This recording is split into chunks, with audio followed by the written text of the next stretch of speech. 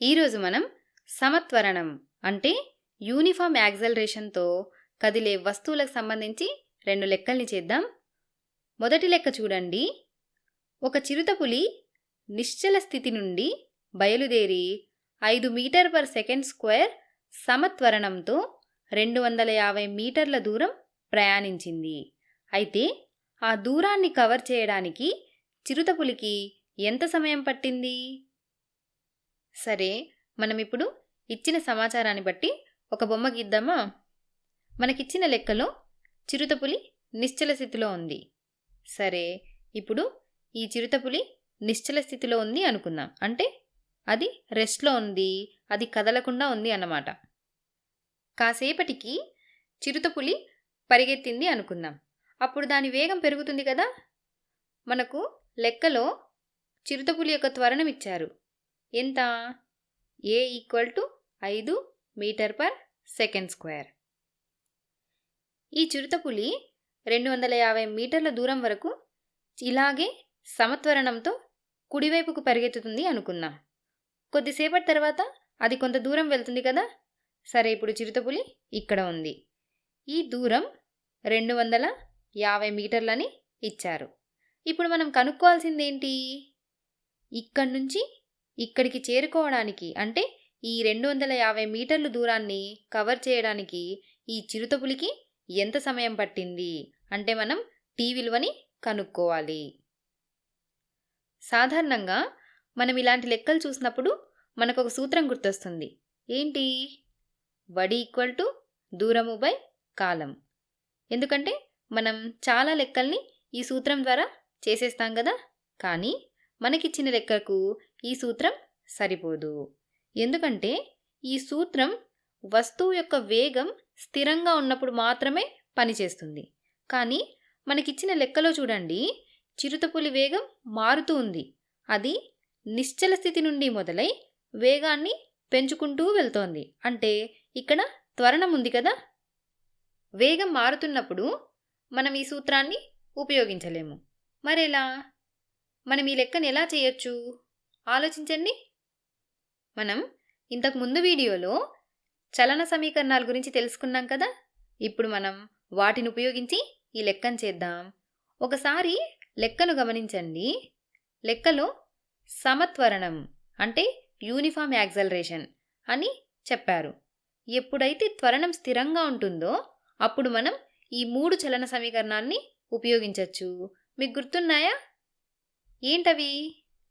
v = u + at, s = ut + ½ at², v² = u² + 2as. ఇక్కడ v అంటే తుది వేగం, u అంటే తొలి వేగం, a అంటే త్వరణం, t అంటే కాలం మరియు s అంటే స్థానభ్రంశం. ఒకవేళ మీకు ఈ సమీకరణాలు గుర్తులేకపోతే మనం ఇంతకు ముందు వీడియోలో వీటి గురించి చర్చించుకున్నాం కదా. ఆ వీడియోని ఒకసారి చూడండి. ఎప్పుడైతే త్వరణం స్థిరంగా ఉంటుందో అప్పుడు మనం ఈ చలన సమీకరణాలు ఉపయోగించి లెక్కలు చేయొచ్చు. ముందు మనం లెక్కలో ఇచ్చినటువంటి విలువల్ని రాసుకొని ఆ తర్వాత వాటికి సరిపోయే సమీకరణాన్ని ఎంచుకుందాం. ముందు మనకు తెలిసిన విలువని రాసుకుందామా? చిరుతపులి నిశ్చల స్థితి నుండి బయలుదేరిందని అన్నారు. అంటే దాని తొలి వేగం 0, u = 0. ఎందుకంటే అది మొదట్లో కదలడం లేదు కదా, కాబట్టి u 0. త్వరణం a = 5 metre per second square. ఇక్కడ మీరు ఒక విషయాన్ని గుర్తుపెట్టుకోవాలి. త్వరణం ధనాత్మకంగా కానీ రుణాత్మకంగా కానీ ఉండొచ్చు. వేగం పెరుగుతుంటే త్వరణం ధనాత్మకంగా ఉంటుంది, వేగం తగ్గుతుంటే రుణాత్మకంగా ఉంటుంది. ఉదాహరణకి కార్కి మనం బ్రేక్ వేసినప్పుడు వేగం తగ్గుతుంది కదా, అలాంటప్పుడు త్వరణం రుణాత్మకంగా ఉంటుంది. కానీ మనకిచ్చిన లెక్కలో చిరుతపులి వేగం పెరుగుతోంది కాబట్టి త్వరణం ధనాత్మకం. ఇంకా మనకే విలువ తెలుసు? చిరుతపులి ప్రయాణించినటువంటి దూరం తెలుసు. దాన్నే మనం స్థానభ్రంశం అంటాం. s = 250 మీటర్లు. కానీ మనం కనుక్కోవాల్సిందేంటి? కాలం. ఇప్పుడు మన దగ్గర u, ఏ, ఎస్ ఈ విలువలు ఉన్నాయి. మనం టీ విలువని కనుక్కోవాలి. ఇప్పుడు మన దగ్గరున్న విలువలతో టీ విలువని కనుక్కోవడానికి ఈ సమీకరణాలలో ఏది సరిపోతుంది? మొదటి సమీకరణాన్ని చూడండి. v u + at. ఇందులో t ఉంది, కానీ మనకు తుది వేగం v విలువ తెలియదు, లెక్కలో లేదు కదా. ఇక్కడ మనకు తెలియని విలువలు 2 ఉన్నాయి, v మరియు t. కాబట్టి మనం ఈ సమీకరణాన్ని వాడలేం. రెండో సమీకరణాన్ని చూడండి. s ut + ½ at². ఇందులో మనకు s విలువ తెలుసు, u విలువ తెలుసు, a విలువ కూడా తెలుసు, తెలియనిది t ఒక్కటే కదా. మనం ఈ సమీకరణాన్ని వాడుకోవచ్చు. సరే, ఇప్పుడు మూడో సమీకరణాన్ని ఒకసారి చూడండి. v² = u² + 2as. ఇందులో t లేదు, కాబట్టి మనకు ఈ సమీకరణం ఉపయోగపడదు. మనం రెండవ సమీకరణాన్ని ఉపయోగించి లెక్క చేద్దాం. s ut + ½ at². ఇప్పుడు మనకు తెలిసిన విలువలన్నిటినీ ఇక్కడ రాసుకుందాము. ఈ విలువల్ని సూత్రంలో ప్రతిక్షేపిద్దాం. s విలువ 250 మీటర్లు = 0 + 12 × 5 m/s² × t². ఇక్కడ మనం 0 అని ఎందుకు రాసాం? u విలువ 0, 0తో tని హెచ్చించిన 0 అవుతుంది కదా. 250 మీటర్లు = 12 × 5 m/s² × t². ఇప్పుడు మనం 250 మీటర్లని 2తో గుణిస్తే 500 మీటర్లు = 5 m/s² × t².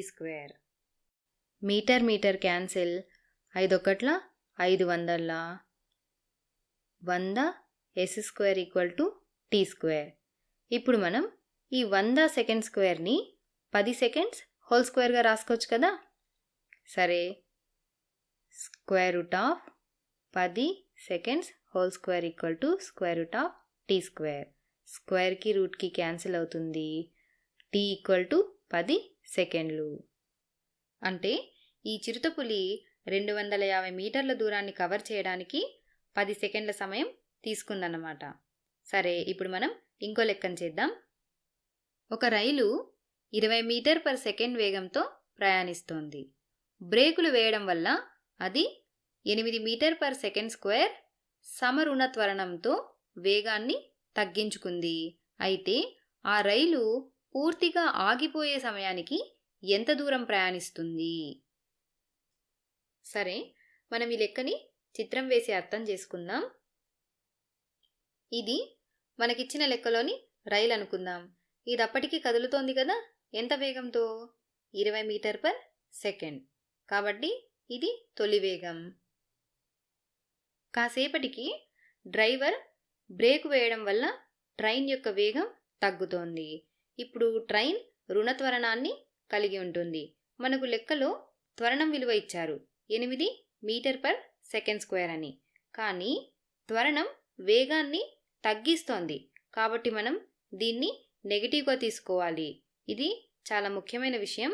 వేగం తగ్గుతున్నప్పుడు త్వరణం రుణాత్మకంగా ఉంటుందని మనం గుర్తుపెట్టుకోవాలి. ఇప్పుడు స్టేషన్ వచ్చిందనుకోండి, డ్రైవర్ బ్రేక్ వేస్తే రైలు ఆగిపోతుంది కదా. రైలు నెమ్మదిస్తూ చివరికి ఆగిపోతుంది. రైలు ఆగిపోయిందంటే దాని వేగం ఎంత? 0. అంటే ఇక్కడ మన తుది వేగం 0. లెక్కలో మనల్ని ఏం కనుక్కోమన్నారు? రైలు పూర్తిగా ఆగిపోయే సమయానికి ఎంత దూరం ప్రయాణిస్తుంది కనుక్కోమన్నారు. అదే స్థానభ్రంశం కదా. మనం కనుక్కోవాల్సింది s విలువని. ఇప్పుడు మనకి తెలిసిన విలువలని రాసుకుందాం. u = 20 m/s, a = -8 m/s², v = 0. s విలువని మనం కనుక్కోవాలి. ఈ లెక్కలో కూడా త్వరణం స్థిరంగా ఉంది, కాబట్టి మనం చలన సమీకరణాలు ఉపయోగించి లెక్క చేయొచ్చు. మనకు 3 విలువలు తెలుసు, u, a, v. s విలువని కనుక్కోవాలి. ఒకసారి చలన సమీకరణాలన్నిటినీ చూద్దాం. మొదటి సమీకరణం చూడండి. v = u + at. ఇందులో ఎస్ లేదు కాబట్టి మనకి ఈ సమీకరణం ఉపయోగపడదు. రెండవ సమీకరణం చూడండి. S equal to u t plus half a t square. ఇందులో ఎస్ ఉంది కానీ మనకు టీ విలువ తెలియదు కదా, కాబట్టి మనం ఈ సమీకరణాన్ని వాడలేము. మూడవ సమీకరణం చూడండి. V square equal to U square plus 2as. మనకు వి విలువ తెలుసు, యూ విలువ తెలుసు, ఏ విలువ కూడా తెలుసు. ఎస్ని కనుక్కోవాలి.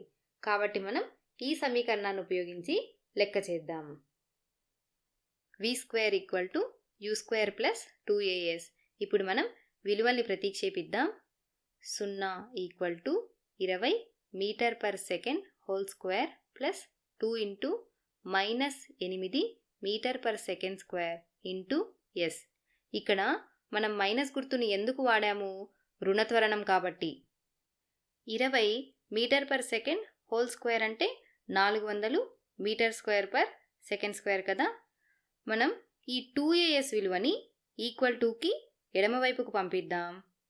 8 రెండ్ల 16 metre per second square into s equal to 400 metre square per second square.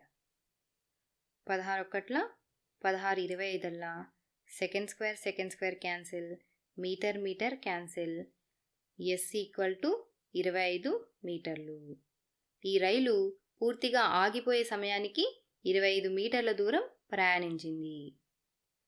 వస్తువులు సమత్వరణంతో లేదా సమరుణ త్వరణంతో కదులుతున్నప్పుడు మనం వడి ఈక్వల్ టు దూరము బై కాలం అనే సూత్రాన్ని ఉపయోగించకూడదు.